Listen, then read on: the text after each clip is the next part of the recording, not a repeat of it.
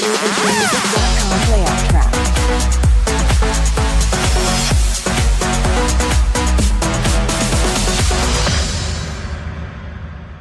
नमस्कार दोस्तों, आप सभी का एक बार फिर स्वागत है हमारे इस YouTube चैनल पर। और आज इस वीडियो में हमें देखना है कि अलग अलग तरह की डिफरेंट टाइप्स की SMPSs कौन कौन सी होती हैं।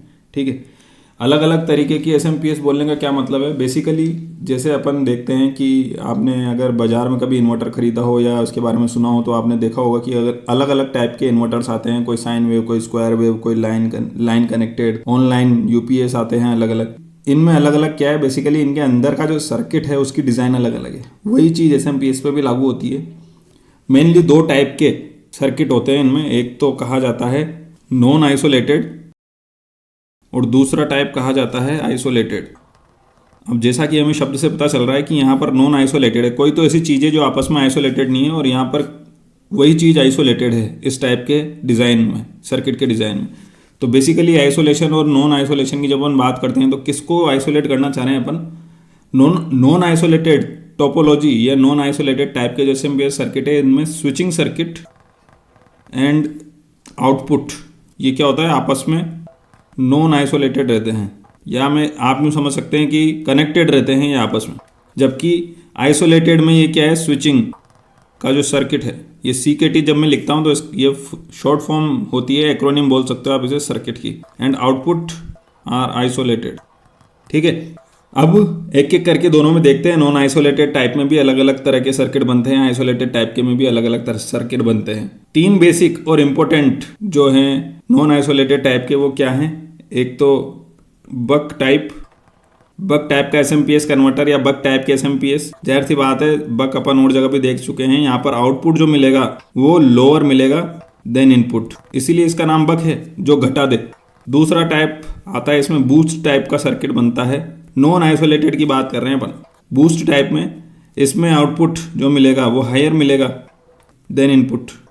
ठीक है, और तीसरा टाइप का जो यहाँ पर बनता है वो होता है बक बूस्ट, जिसमें आउटपुट लोअर भी मिल सकता है, हायर भी मिल सकता है। ये डिपेंड करता है कि हमारी कंट्रोलिंग क्या है। अब कंट्रोलिंग किसकी? जो यहाँ पर स्विचिंग सर्किट है उसकी कंट्रोलिंग की बात करते हैं अपन। ठीक है, नॉन आइसोलेटेड की कुछ खास बातें, एक तो ये सिंपलेस्ट होती है। जाहिर सी बात है, आइसोलेटेड थोड़ी सी कॉम्प्लिकेटेड होगी, एक दो चीज़ें एक्स्ट्रा लगेगी इसमें, उसको आइसोलेशन देना है। दूसरा, सिंगल इंडक्टर यूज़ होता है as energy storage device, energy storing element. Basically energy storing element क्यों चाहिए अपन को यहाँ पर SMPS के अंदर? अपन देखेंगे कि जब अपन SMPS डिज़ाइन करते हैं, कोई भी एक आगे जब अपन सर्किट देखेंगे तो उसमें देखेंगे कि ये एनर्जी स्टोरिंग डिवाइस जब स्विच ऑफ होता है, स्विचिंग सर्किट बोल रहे हैं ना अपन, तो स्विच ऑन होगा और एक बार ऑफ होगा। तो जब स्विच ऑफ होता है तो उस कंडीशन के दौरान ये स्टोरिंग डिवाइस अपनी एनर्जी लूज या गेन करती है, जो भी उसका सर्किट का डिज़ाइन होगा उसके अनुसार। तो अपन को हर SMPS में कोई ना कोई एक एनर्जी स्टोरिंग डिवाइस चाहिए होती है। वो जनरली इंडक्टर ही होती है। वो नॉन आइसोलेटेड में भी होगी, आइसोलेटेड में भी होगी। पर यहाँ पर एक फ़ायदा है नॉन आइसोलेटेड में, क्या कि सिंगल इंडक्टर यूज़ होता है। और दूसरी बात, दो स्विचेस ही यूज़ करने पड़ते हैं अपन को, जिसमें से एक स्विच एक्टिव होता है।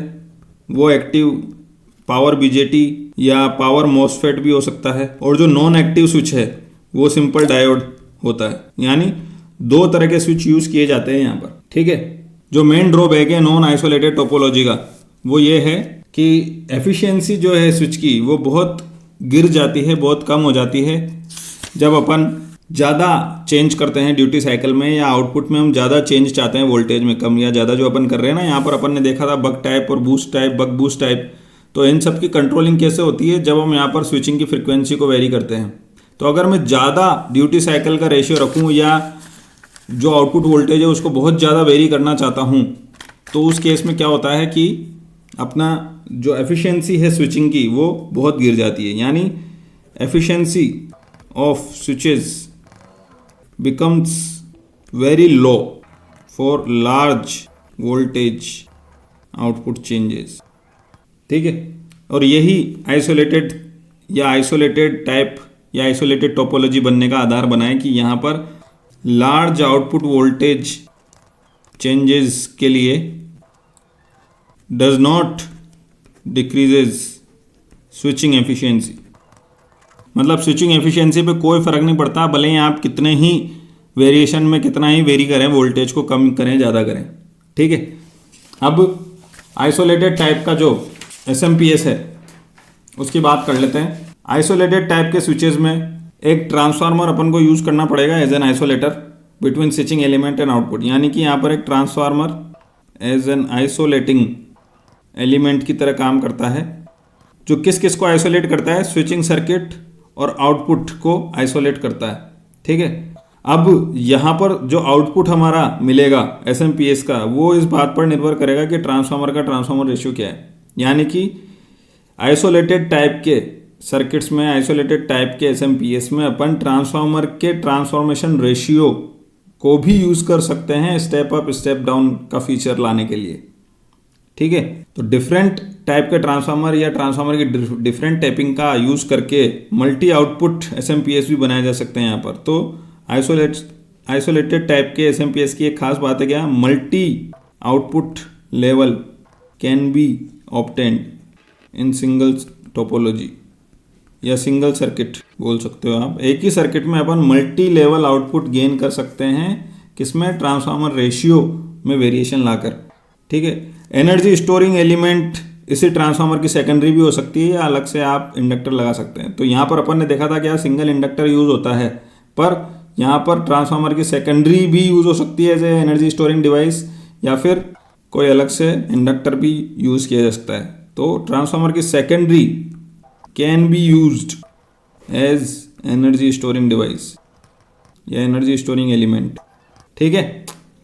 तो दो तरह के टू इम्पोर्टेंट टोपोलॉजीज या टू इम्पोर्टेंट टाइप जो हैं आइसोलेटेड टाइप के, वो क्या क्या हैं। एक तो होता है फ्लाईबैक टाइप का और दूसरा है फॉरवर्ड टाइप।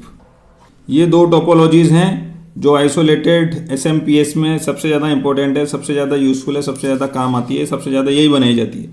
इसके अलावा भी बहुत सारी हैं, फुल ब्रिज है, हाफ ब्रिज है, पुश पुल, हाफ फॉरवर्ड आदि आदि, पर मोस्टली यही इम्पोर्टेंस रखती हैं, यही बनाई जाती है, ठीक है।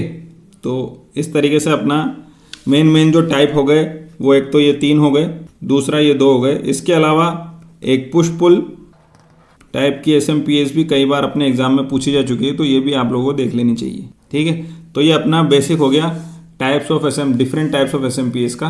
अब जब नेक्स्ट वीडियो लेक्चर में अपन मिलेंगे तो अपन इनमें से कोई एक SMPS उठा के उसको समझेंगे कि कैसे उसकी वर्किंग है, ठीक है। बहुत बहुत धन्यवाद, देखते रहिए, सीखते रहिए।